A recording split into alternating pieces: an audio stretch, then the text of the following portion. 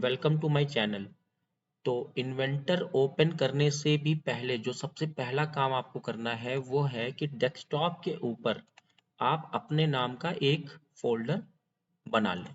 ठीक है, ताकि सारी फाइल्स हम इसके अंदर सेव कर सकें और कहीं पर वो खोए ना, फाइल्स आपको ढूंढना ना पड़े। तो उसके लिए मैंने क्या किया, डेस्कटॉप के ऊपर अपना एक मैंने पहले से ही फोल्डर बना लिया है। ठीक है, उसके बाद आप अपने इन्वेंटर को ओपन करें और जिस तरीके से आप अपने स्केच को तैयार करते हैं, 3D मॉडल को तैयार करते हैं, उस तरीके से आप अपने 3D मॉडल को तैयार करें। जिस तरीके से मैं आपको थोड़ा सा छोटा सा एग्जांपल देता हूँ, एक छोटा सा हम लोग 3D मॉडल तैयार करते हैं और उसके बाद आगे का प्रोसीजर देखते हैं।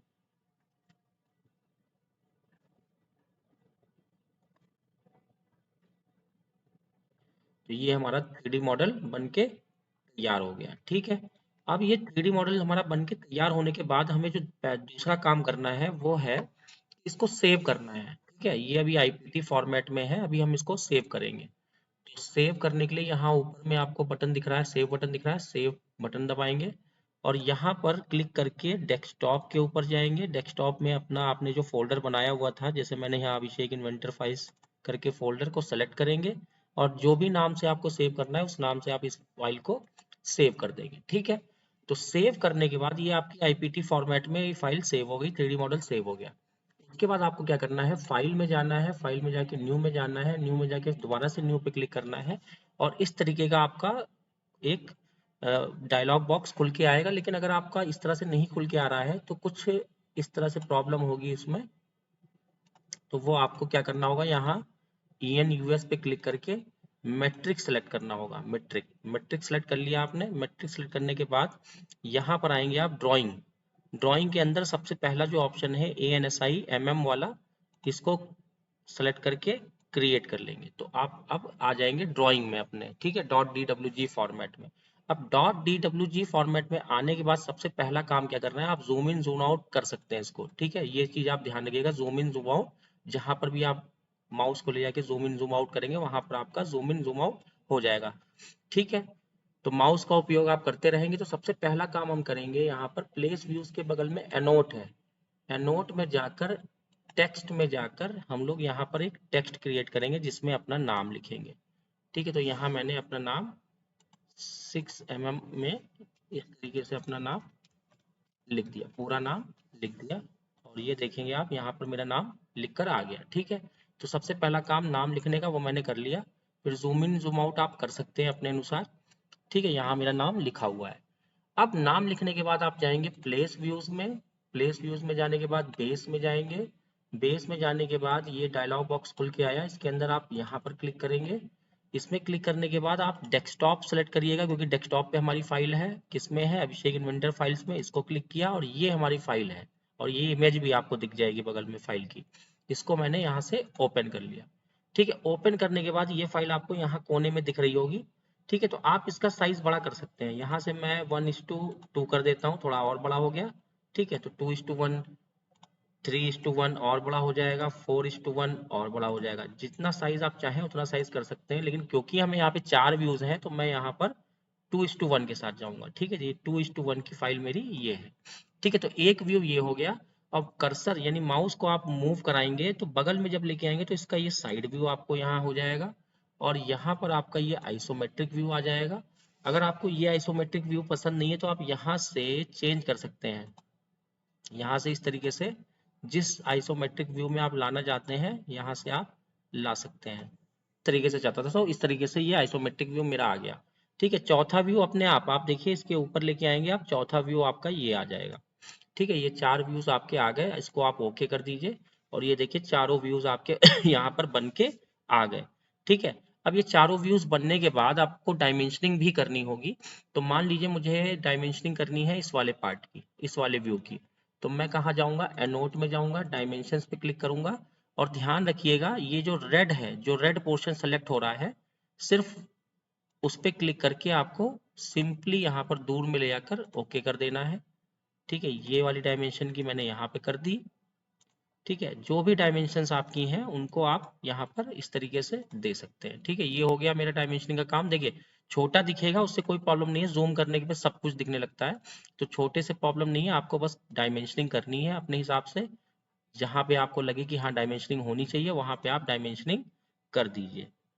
तो जब आप कर्सर इसके ऊपर मूव कराएंगे तो वो रेड हो जाएगा। रेड होने के बाद आप इसकी डायमेंशनिंग कर सकते हैं। ठीक है, जैसे इस वाले पोर्शन की डायमेंशनिंग मैंने ऐसे कर दी। ठीक है, तो जो भी डायमेंशंस होंगी वो यहाँ आ जाएंगी।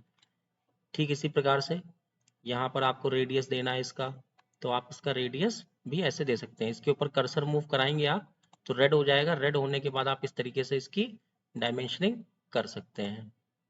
ठीक है, इस तरीके से सारी डायमेंशनिंग जो भी रिक्वायर्ड है वो आप कर सकते हैं। ऐसे इसी तरीके से आइसोमेट्रिक व्यू में भी आप कर सकते हैं। ये देखिए आइसोमेट्रिक व्यू में भी आप कर सकते हैं। अगर एक बार में ना हो तो कोई बात नहीं, आप थोड़ा कर्सर मूव करेंगे तो जब रेड हो जाएगा तो आप उसकी डायमेंशन दे सकते हैं। ठीक है, तो उसमें आपको ये नहीं कहना है कि हाँ ये रेड ये ग्रीन डॉट कैसे आ गया। आप थोड़ा सा इधर उधर मूव करेंगे तो रेड हो जाएगा। रेड होने के बाद ये डायमेंशनिंग हो जाएगी आसानी से। ठीक है, तो जो भी डायमेंशंस आपको देनी है वो डायमेंशंस आप दे दें। थोड़ा सा स्मॉल साइज होगा लेकिन उससे कोई प्रॉब्लम नहीं है। आप जब जूम करेंगे तो बिल्कुल क्लियरली आपको दिख जाएगा जो भी डायमेंशंस हैं। तो जो भी रिक्वायर्ड डायमेंशंस आपको देनी है उसको आप यहाँ पर फाइल में दे सकते हैं। सारी डायमेंशनिंग करने के बाद आपको क्या करना है, ये हमारी फाइल तैयार हो गई, व्यूज तैयार हो गए। उसके बाद आपको क्या करना है, आपको फाइल में जाना है, एक्सपोर्ट में जाइए। एक्सपोर्ट में जाकर पीडीएफ में एक्सपोर्ट करिए इस फाइल को और अपने नाम से या जैसे भी आपको सेव करना है वैसे आप सेव कर सकते हैं। ठीक है, जैसे आपको सेव करना है उस तरीके से आप जिस नाम से भी सेव करना है उस नाम से आप सेव कर दीजिए। कहाँ सेव करेंगे, वहीं डेस्कटॉप पे अपने वाले फोल्डर में। ठीक है, पीडीएफ देखिए नीचे लिखा हुआ आ रहा है, सेव कर दिया। सेव होने के बाद अगर मैं इसको मिनिमाइज करूं तो फोल्डर में जाते हैं अपने, ये हमारी फाइल है, ये देखिए ये हमारी फाइल खुल के आ गई। ये फाइल हमारी खुल के इस तरीके से पीडीएफ में आ गई। अगर मुझे चेक कर कुछ भी देखना होगा तो मैं यहाँ से जूम करके सारे डायमेंशंस दिख रहे हैं, बिल्कुल क्लियरली सारे डायमेंशंस दिख रहे हैं, सारे व्यूज दिख रहे हैं आपके। आइसोमेट्रिक व्यू भी दिख रहा है यहाँ। ठीक है, डायमेंशंस भी क्लियरली दिख रहे हैं, कोई प्रॉब्लम नहीं है। अगर डायमेंशन नहीं दिखेगा तो थोड़ा और जूम कर लिया जाएगा। ठीक है, तो ये सारे डायमेंशंस भी आपके साथ में दिख रहे हैं। ठीक है, बस ध्यान क्या रखना है, आपको ध्यान ये रखना है कि जब आप गए थे तो फाइल में जाकर न्यू में जाकर उसके बाद यहाँ पर ANSI mm वाला आपको क्रिएट करना है। ठीक है, और शुरुआत में भी जब आप जाते हैं तो यहाँ पर ENUS पे क्लिक करके मेट्रिक पे क्लिक करके स्टैंडर्ड mm.ipt में ही क्रिएट करिएगा अपने मॉडल को। ठीक है, तो ये करने से आपका सारा चीजें किस में आएंगी, MM में आएंगी।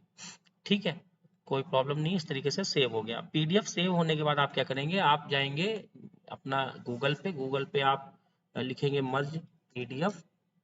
मर्ज पीडीएफ लिखा मैंने। यहाँ पर कोई भी लिंक आप इस्तेमाल कर सकते हैं। सेलेक्ट करेंगे पीडीएफ फाइल्स को। मान लीजिए पीडीएफ फाइल्स को हमने सेलेक्ट किया, डेस्कटॉप पे गए, यहाँ पर हमारी ये पीडीएफ थी, इसको हम लेके आ रहे हैं। दूसरी जो पीडीएफ होगी उसको भी लेके आएंगे, ले लेते हैं, ये ले लिया हमने और यहाँ पर मर्ज पीडीएफ कर देंगे। ठीक है, ये हो गया हमारा मर्ज्ड पीडीएफ और यहाँ से हमारी फाइल डाउनलोड कर सकते हैं आप। यहाँ से फाइल डाउनलोड करने के बाद जब फाइल आपकी डाउनलोड हो जाए तो इसको फोल्डर पे क्लिक करके इसको रीनेम करना मत भूलिएगा। रीनेम करके इस तरीके से आपको इसको सेव कर लेना है, फाइल को इस तरीके से फाइल को सेव कर लेना है और उसके बाद एक बार इसको खोल के व्यू करके भी देख लेना है। एक बार इसको खोल के इसको व्यू करके भी देख लेना है। देखिए व्यू करके हमने देख लिया, दो फाइल थी हमारी, दोनों फाइल मर्ज हो गई। तो ये कंप्लीट प्रोसेस रहेगा आपका जो आपको फॉलो करना है। ठीक है, thank you for watching my video.